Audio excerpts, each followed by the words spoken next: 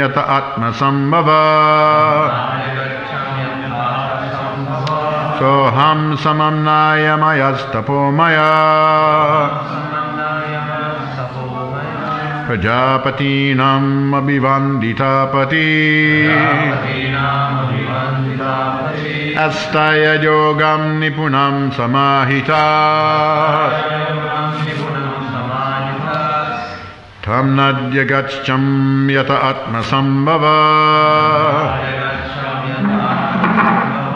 Aham, myself the great Brahma. Samam Naya Maya, Samam Naya Maya. In the chain of the cyclic succession of Vedic wisdom. Tapamaya. Successfully having undergone all austerities. Prajapatinam, of all the forefathers of living entities. Abhivandita, worshipful. Pati, master. Astaya, successfully practiced. Yogam, mystic powers. Nipunam, very expert. Samahita, self-realized. Tam, the Supreme Lord. Na, did not. Adyagacham, properly understood. Dyata, from whom? Atma, self. Sambhava, generated.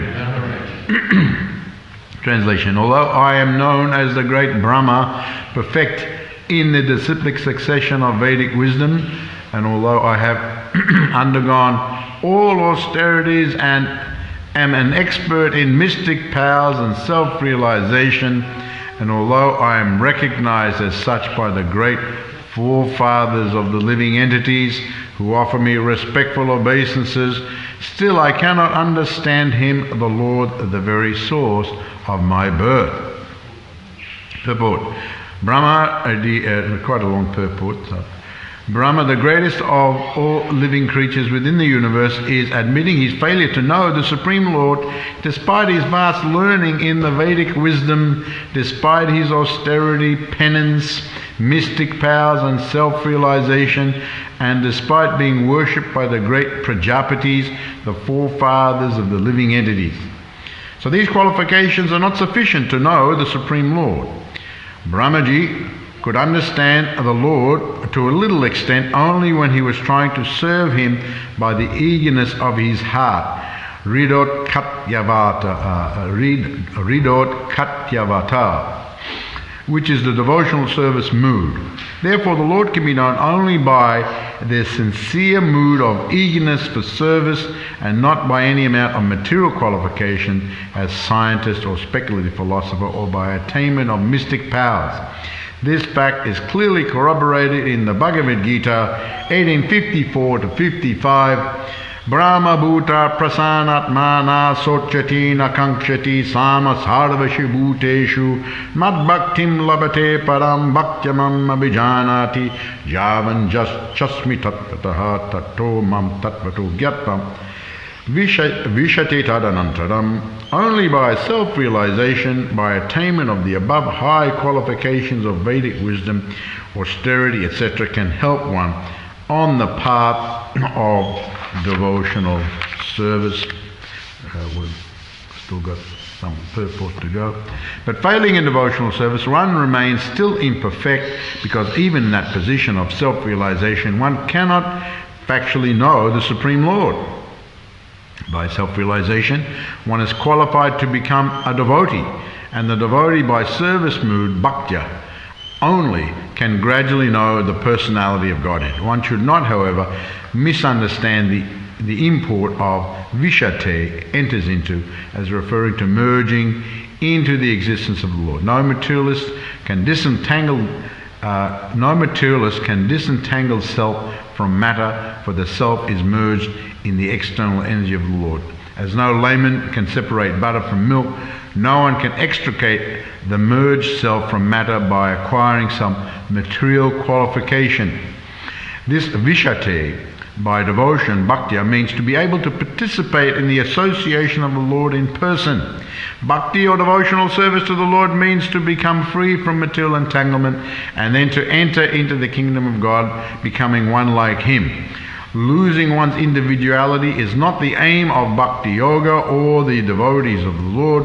There are 5 types of liberation, one of which is called Sarupyamukti, or being merged into the existence or body of the Lord. The other forms of liberation maintain the individuality of the particular soul and involve being always engaged in the transcendental loving service of the Lord. The word vishate, used in the verses of the Bhagavad Gita, is thus meant for the devotees who are not at all anxious for any kind of liberation.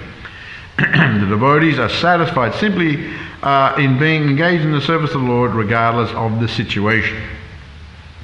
Lord Brahma is the first living being who directly learned the Vedic wisdom from the Lord. Tene Brahma Rida Ayadi Kavaye. Therefore, who can be a more learned Vedantist than Lord Brahma? He admits that in spite of his perfect knowledge in the Vedas, he was unable to know the glories of the Lord. Since no one can be more than Lord Brahma, how can a so-called Vedantist be perfectly cognizant of the absolute truth? The so-called Vedantists therefore cannot enter into the existence of the Lord without being trained in the matter of Bhakti Vedanta, or Vedanta plus Bhakti. Vedanta means self-realization, and Bhakti means realization of the personality of Godhead to some extent. No one can know the personality of Godhead in full, but at least to a certain extent one can know the absolute truth, the personality of Godhead, by self-surrender and a devotional attitude, and by nothing else. In the Brahma Samhita also it is said, Vedishu Dulabham, or simply by study of Vedanta one can hardly find out the existence of the personality of Godhead, but the Lord is Adulabham, Atma Bhakto, very easily available to his devotee. Srila Vyasadeva therefore was not satisfied simply with compiling the Vedanta Sutras, but over and above this, by the advice of his spiritual master Narada, he compiled the Srimad Bhagavatam in order to understand the real import of Vedanta. Srimad Bhagavatam therefore is the absolute medium by which to understand the absolute truth. Hare Krishna. A long purport by Srila Prabhupada.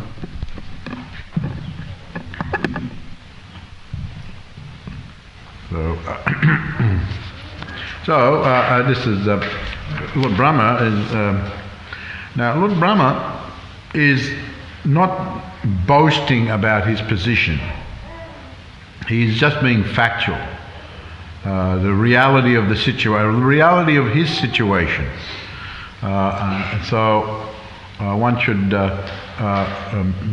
keep in mind that even great personalities, if they're actually advanced in devotional service, they are always humble. So this being humble in the face of all sorts of qualifications can only really be done, can only really be achieved by advancement in devotional service. This is very, very important.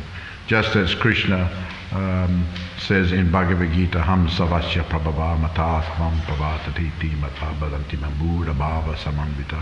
I am the source of all spiritual and material worlds. It's a very big statement by the Supreme Personality of Godhead.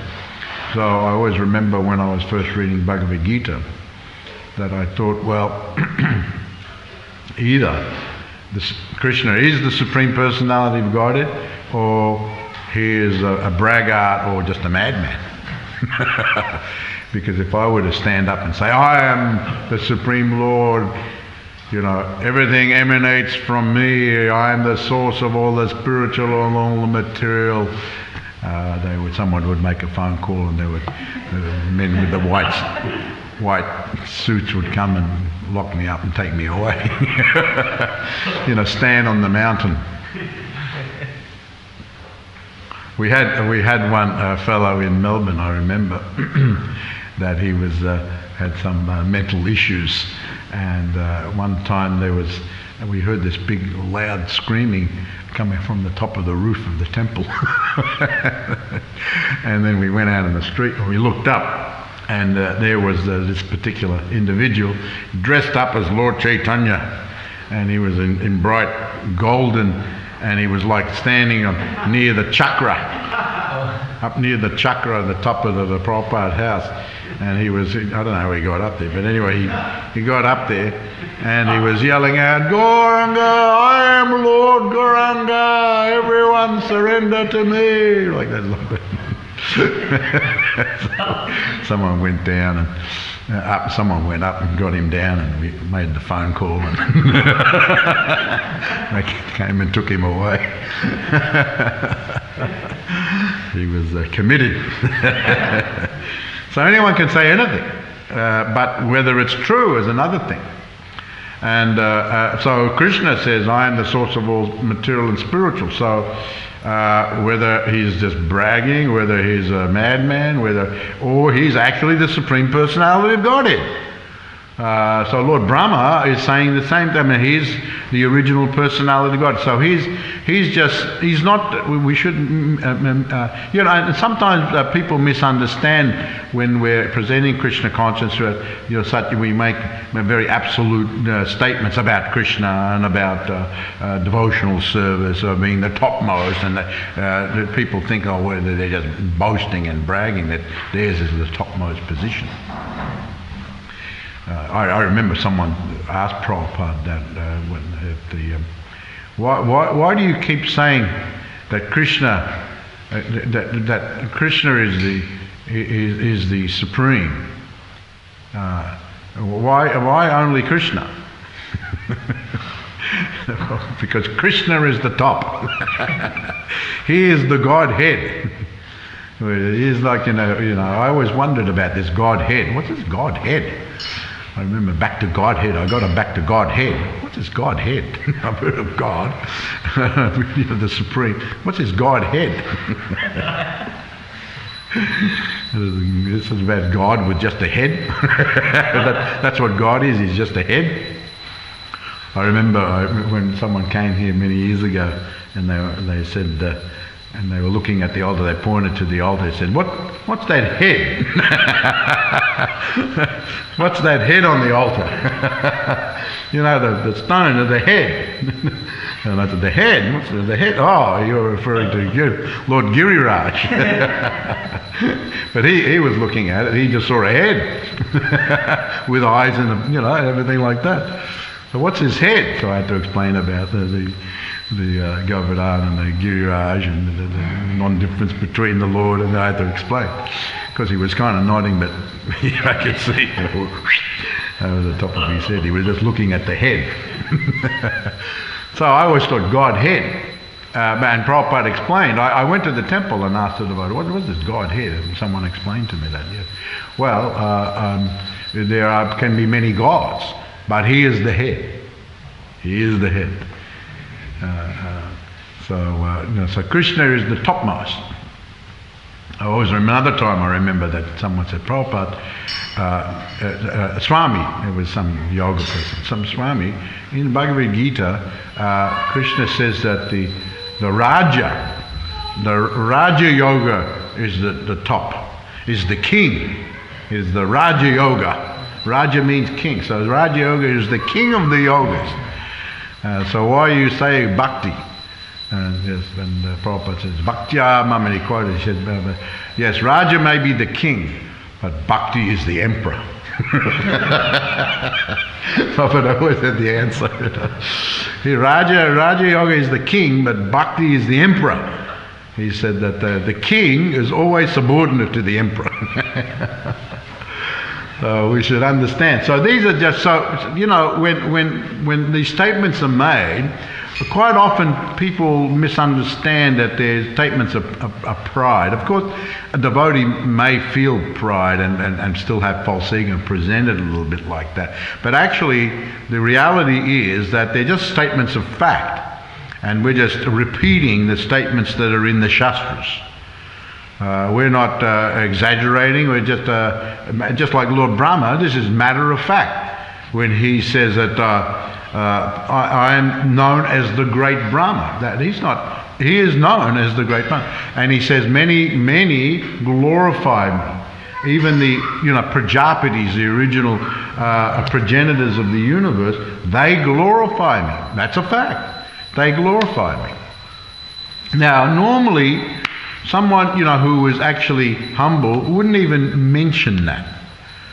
Wouldn't even mention that even if people do that, others and not only just anyone glorifying you, if some little person comes along and glorifies you, but if great personalities glorify you, then that's something. So normally a humble person wouldn't even mention these things. I've done all tapasya.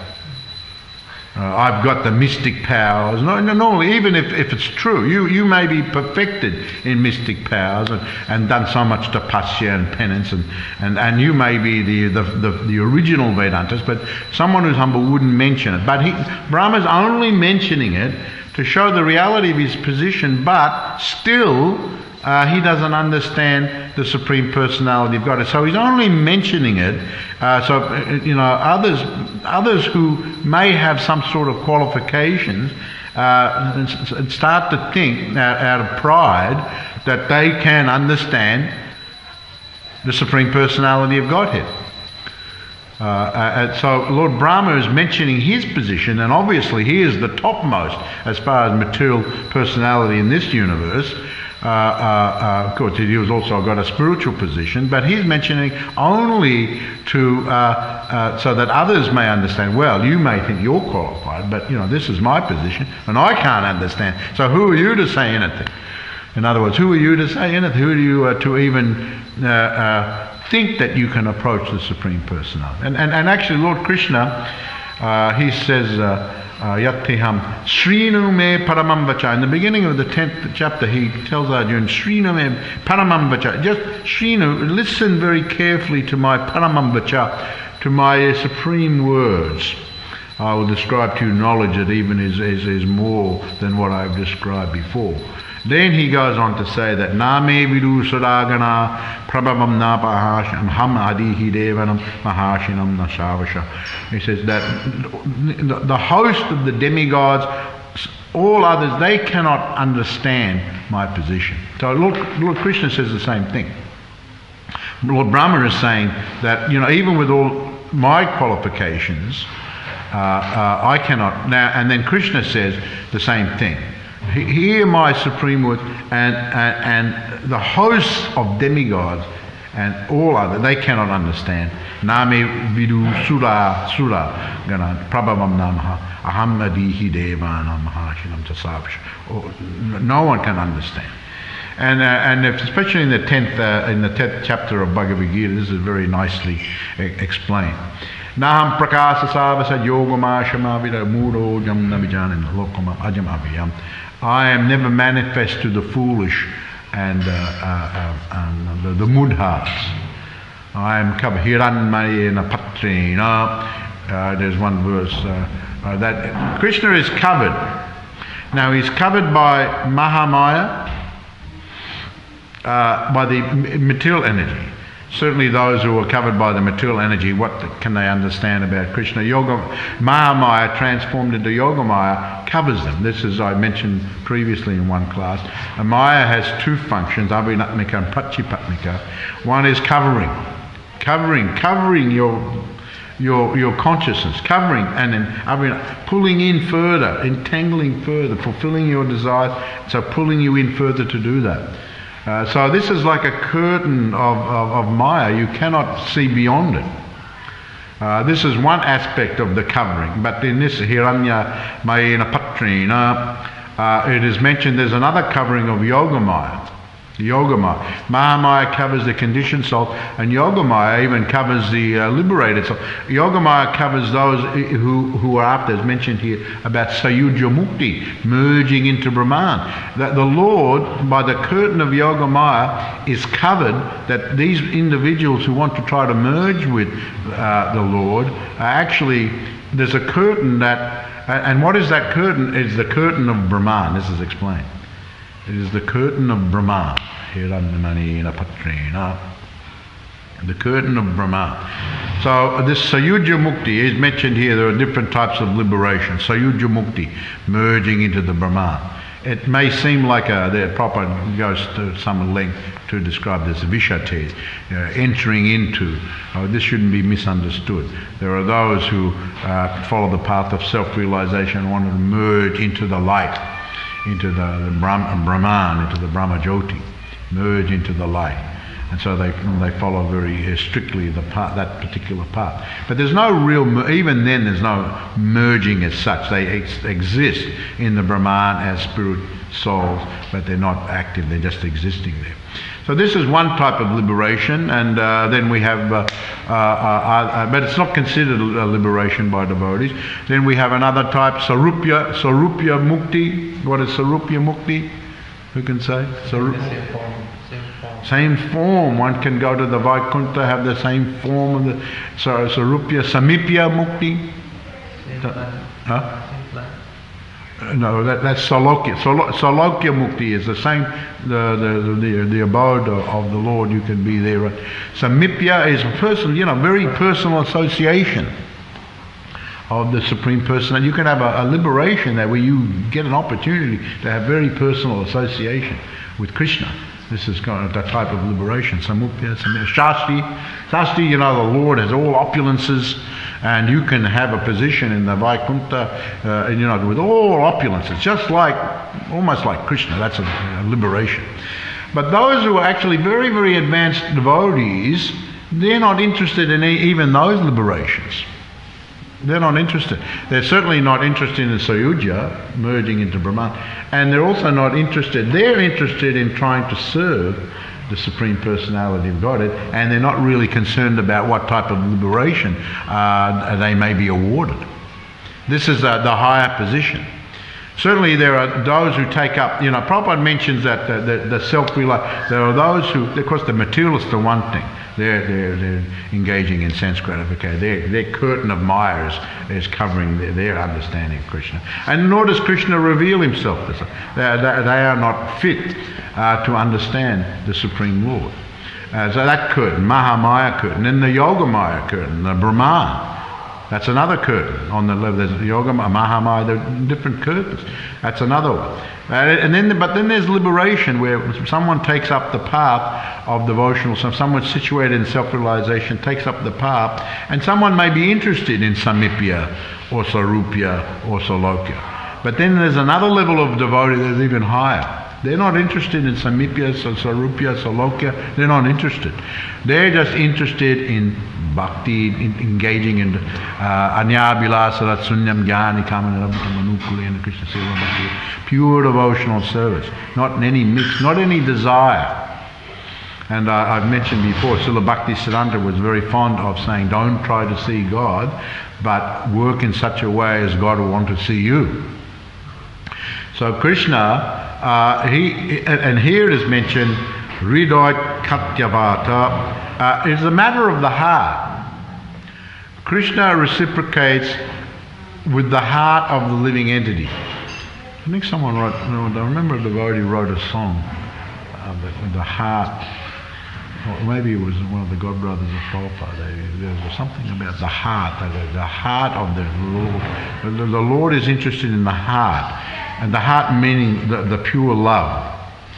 So he very much reciprocates with that. And then that very famous verse in Bhagavad Tesham Satada Yuktanam, Bhajadam Priti Purvakam. Priti Purvakam means rendering service with love. So I give them the devotion by which they can come to me. So even one becomes a devotee, still knowing Krishna,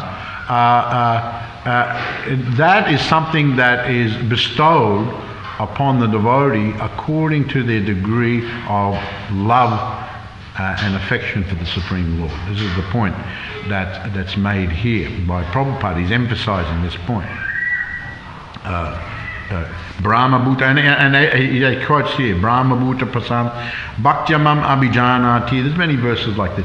Only by devotional service. Krishna is saying, only by devotional service can I be known. So certainly, Vedishu, Jagyashu, Tapasu, Chaiva, there's many verses. You can be a Vedantist you can be a tapasvi, you can give in charity, you may have all sorts of material qualifications.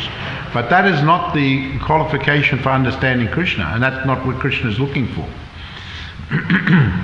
He's looking for the devotion, the love. He wants to reciprocate with love. He is love. So he wants to reciprocate, and he's looking. So one has to be careful, especially those who think that material qualification, even someone becomes a devotee and they're very qualified materially speaking. Oh, I'm a devotee, and I have BA, MA, PhD. So therefore, that makes me more qualified as a devotee. Is it the fact? I'm a PhD devotee. Yes. So therefore, I'm a very advanced devotee. Could be, but not automatically. Not automatically. So this is a mistake that I've seen a lot. There's verses that state that when one is poverty-stricken, that can be a great block to understand Krishna, because some so suffering, so poverty, so just concerned with your own survival, and you don't think about it. So that can be also a block. Can be also an advantage that you have nothing and you just surrender to Krishna. So both situations are like double-edged swords. One can be very liberating. You're a poor man. I remember we were walking through the rice paddies in Mayapur, and then as we were walking, this man came and he paid his obeisance and touched Prabhupada's feet. And Prabhupada said that, you see, we're walking through, this is his land here. This is his land, and we are walking through. And he's just a simple farmer, he's a rice paddy. But he recognizes a sadhu, and he pays his obeisances. He said in the West, if we were walking like this across their land, they would come with a gun. What are you doing here? Boom, boom, boom, get off my land. Right? But here in India, even the simple farmer, he offers obeisances to the sadhu. So someone can be very simple and have a simple heart and surrender to Krishna, or be so poverty-stricken that they're just concerned with that. That's the other side of it. Then also, with material qualification, one can become very puffed up by material education. It can be, what is that verse? Shruta Shri Bheda Manamanapuma. Shruta Shri. So one can be, educated with learning. One can have a lot of money. One can be very beautiful and handsome. One can be in a high family. Janmaishwara Shruta Shri Bheda Manamanapuma. This is mentioned in the Shastras, in one verse in the Bhagavatam, that yes, you can be in a big family, aristocratic, big family. By that, you can become very puffed up. You can have a lot of money, you can have big education, but you're very puffed up. Walk around.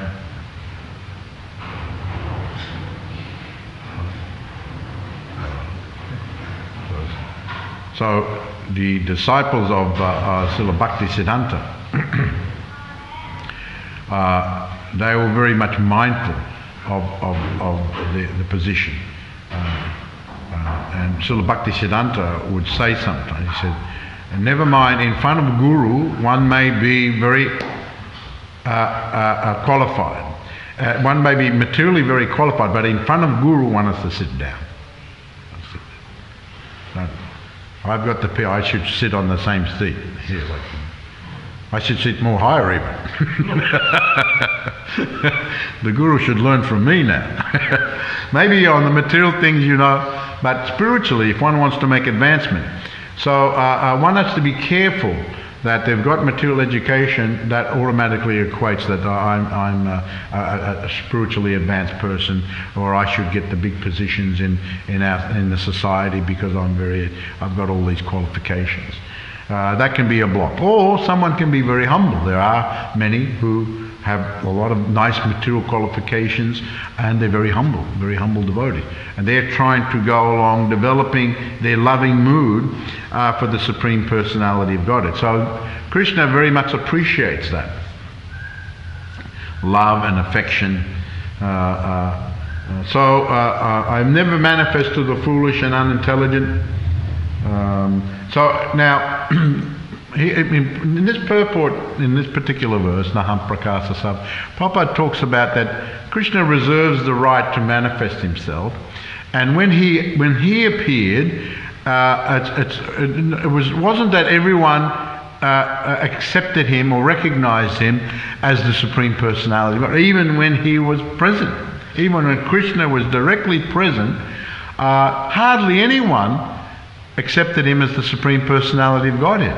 You know, there was that Rajasuya sacrifice by Yudhisthira Maharaj with Indraprastha, Shishupal, you know, who was going to be, you know, they wanted to elect the chief beneficiary person, and so Yudhisthira had recommended Krishna, and so many supported that, the Pandavas and Bhishma supported, but others, you know, like Shishupal, as soon as he heard that Krishna was going to be nominated, he couldn't stand it, and he got up and so many insults were hurled at Krishna, one after the other, and so many others. Duryodhana didn't accept Krishna. He realized he was powerful. Maybe he had some mystic power, but he never accepted him as the Supreme Personality of Godhead.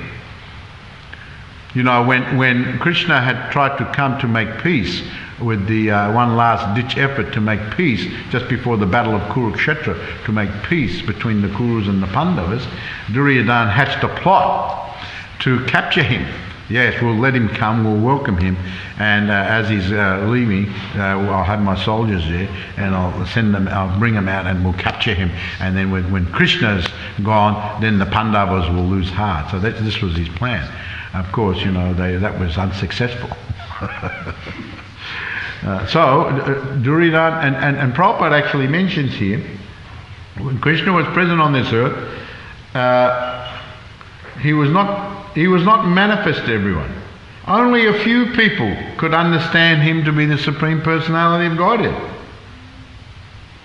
A few. Bhishma supported him, the Pandavas supported him, a few others, but not everyone.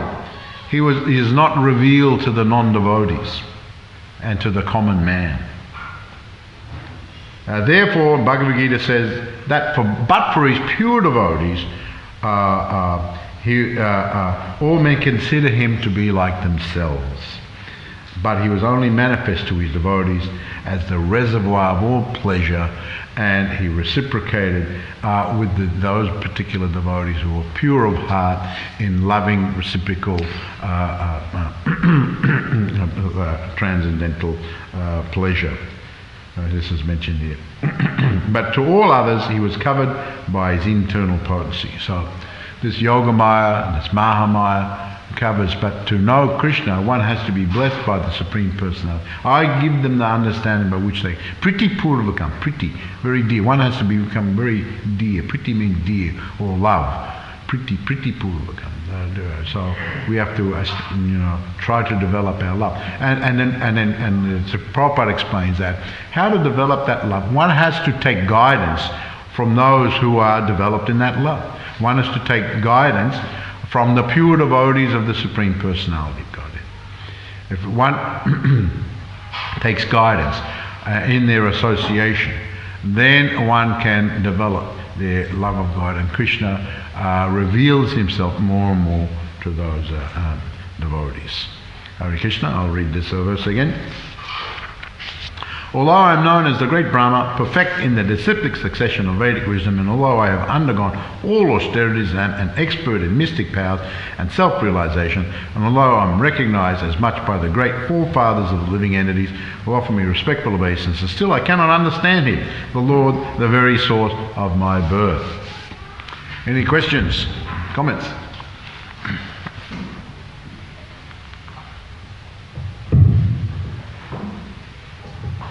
Just a comment, Maharaj said, turn back to Godhead.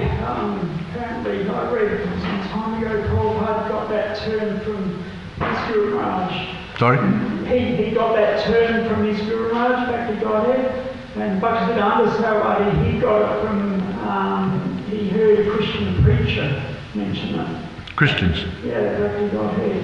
Christian preacher in India. And he liked that. The Christians preach back to Godhead. He got that term from him, so that's the origin of it. Just thought that was interesting. Interesting how the Christians would use Godhead. The Godhead. He is, because he is the top, he's the head of all the gods. I remember in Auckland, the Prabhupada answered a question like that. Swami, in our Hindu religion we have many gods. What do you have to say about that? Oh, they are just of this world. I'm talking someone beyond. There may be many gods. They are this world. Someone who's beyond. I'm talking that person.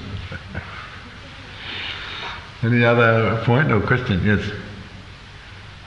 It's just been mentioned before, but it seems like all these spiritual perfections of Vaikuntha are automatically achieved in Goloka. Or they're analysable. Automatically are achieved in what way exactly?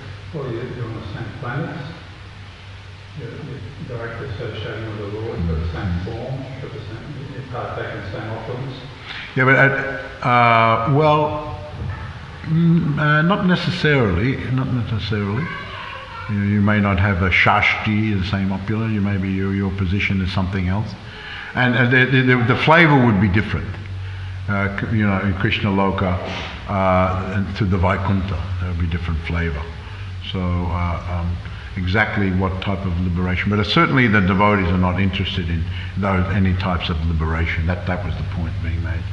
That the liberations are there that Krishna can award his devotees, and they're specifically mentioned in the for the Vaikuntha. Although you could make a case for that they have the residents of Vrindavan or Mathura may have some of these or one of these liberations. Yeah. This opulence of residing on the same planet as the Lord in the Vaikuntha. Does that indicate that there's planets where the Lord doesn't reside in Vaikuntha?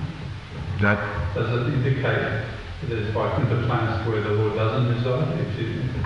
Yeah, that's a curly one, isn't it? Yeah. There's all the Vaikuntha planets means that there is the Vishnu is there. So exactly the reside. I mean, it's a liberation. I mean, you can.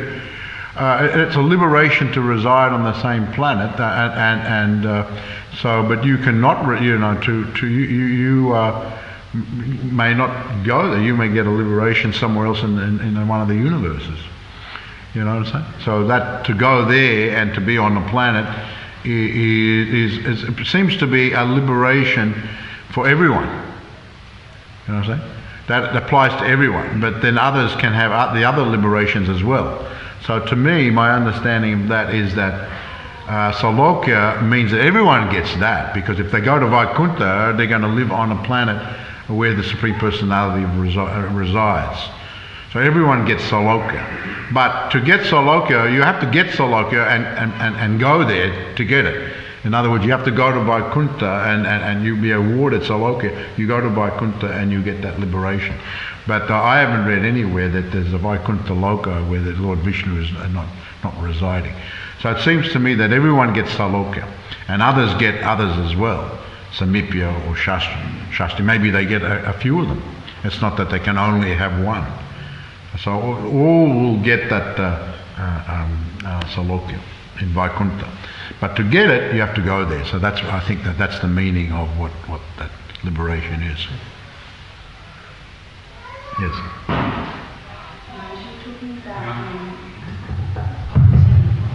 Sorry? You're talking about poverty being poor. I just missed that. You're talking about poverty being poor, and then some people, when they're poor, they are so overwhelmed by the debt, and then people are unable to get free from anxiety. But you mentioned a verse that says that sometimes poverty is helpful in Krishna consciousness. Sometimes poverty is? It's helpful. Yeah. And helpful in surrendering to Krishna. There's verses like that. To be poverty-stricken is considered to be helpful, because then you don't get enamored by having so many possessions and forget about Krishna. But then there is a category where you get so poverty-stricken that it's all you can think about, and you're just struggling to exist, and that takes up all your energy and time just to struggle to exist, and you forget Krishna. So it can work both ways. Yeah. And same with opulence, and same with material qualification. Can work both ways. Can be a great block. You get puffed up over it. You know, condescending, offensive, or you know that you use those things in the service of Krishna. It enhances your Krishna consciousness. You know, just I kind of look at the example. If you look at our devotee Sri Prahlad, you know, Sri Prahlad, you know, who you all know very well. Look at that. He's so spiritually qualified, but he's also materially qualified. He's a PhD, and he's got all sorts of opulences. But certainly not a hindrance to him. And there are many others like that. But there would be others who that's a real block. You know, they're all puffed up. And because of that, they're caught up on that intellectual level. They can't understand spirituality. It doesn't make sense to them. You know, everything has to be understood by their intelligence. And if they can't if their intelligence can't grasp it, they reject it. So that there's the block there. Their intelligence blocks them. Their mundane intelligence blocks them. All right, thank you very much. Hare Krishna. All glories to Srila Prabhupada ki jai. Go Premanandi. Hari Hari Bol.